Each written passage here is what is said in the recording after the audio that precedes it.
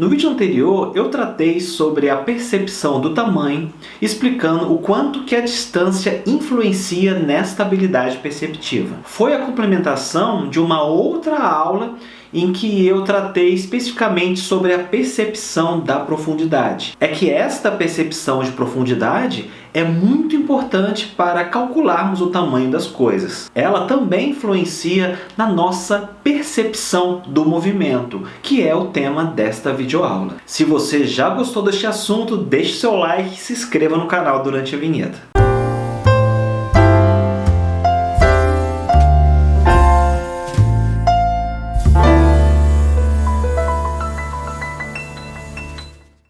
Como eu falei na introdução, esta aula será uma continuidade da percepção de profundidade. Então, é muito importante que você tenha visto esta 8ª videoaula. Na verdade, é interessante que você venha acompanhando toda a playlist de sensação e percepção. Sem mais delongas, vamos então à nossa 10ª aula. Para detectarmos o movimento, nós utilizamos de neurônios especializados para isto. E estes neurônios disparam quando ocorre um movimento. Quando você está em uma rua arborizada e vê veículos passando, o seu cérebro sabe que são as bicicletas e os carros que estão se movimentando e não as árvores. Por que este fenômeno acontece? Como que o nosso cérebro consegue processar isto? São perguntas que parecem inocentes em um primeiro momento, mas que são instigantes quando a gente experimenta uma ilusão ou quando a gente estuda algum caso de pessoas que sofreram uma lesão em uma área específica do cérebro. No que se refere ao primeiro caso,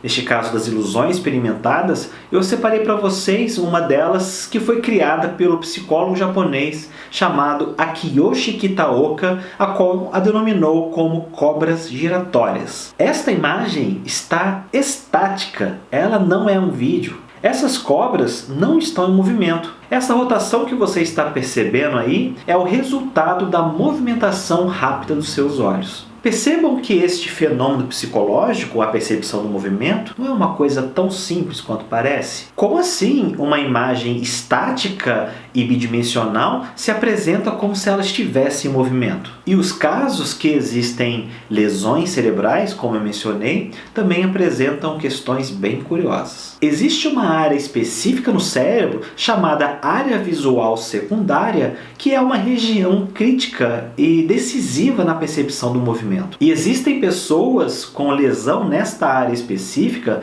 que começam a enxergar o mundo como se fosse uma sequência de fotos instantâneas e não como uma imagem fluida e de movimentos. Suponhamos que eu estivesse tomando uma cerveja com esta pessoa. Se ela servisse a cerveja na minha tulipa, ela iria perceber o líquido como se estivesse congelado no ar e iria estranhar o motivo do meu copo estar transbordando. Estaria comprometido nela a percepção deste movimento, no caso da saída do líquido da garrafa em direção ao meu copo. Esta é uma situação curiosa, bizarra e apavorante. Imagina-se vivendo como esta pessoa. Para entender melhor como que o sistema visual processa a percepção dos movimentos, nós iremos conhecer 2 fenômenos específicos. O primeiro deles é o chamado efeito cascata. Este fenômeno acontece quando nós percebemos em um longo tempo uma imagem em movimento e em seguida nós deslocamos a nossa atenção para uma outra imagem estática. Nós iremos experimentar por algum tempo a impressão de que esta segunda cena também está em movimento, só que no sentido oposto da cena anterior. Este fenômeno recebeu este nome porque, se ficarmos de frente para uma cascata durante um tempo prolongado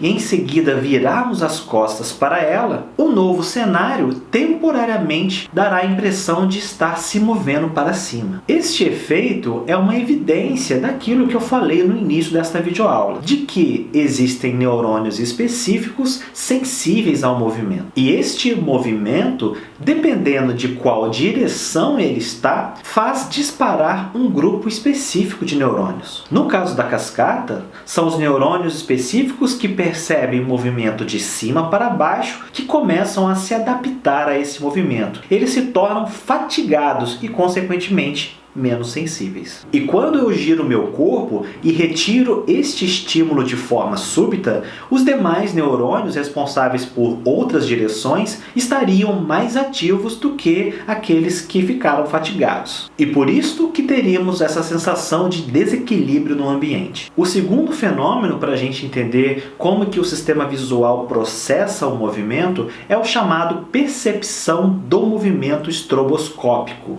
Os filmes utilizam este fenômeno. Ele consiste em uma sucessão de imagens imóveis e enquadradas, uma após a outra, numa determinada velocidade, gerando em nós um efeito de movimento. Existem também alguns brinquedos e livros infantis que exploram este fenômeno, como por exemplo o fenacistoscópio. Esta roda, composta por uma série estática de imagens discretamente diferentes, sendo girada numa sucessão rápida, o movimento estroboscópico então iria causar no nosso cérebro a percepção de um cavalo em movimento. Bem, espero que este breve conteúdo tenha sido útil para o seu interesse em psicologia. Não deixe de se inscrever no canal e vir acompanhando comigo esta série. No próximo vídeo, eu estarei falando sobre as constâncias do objeto. Tenha uma boa jornada de conhecimento. Até breve. Tchau!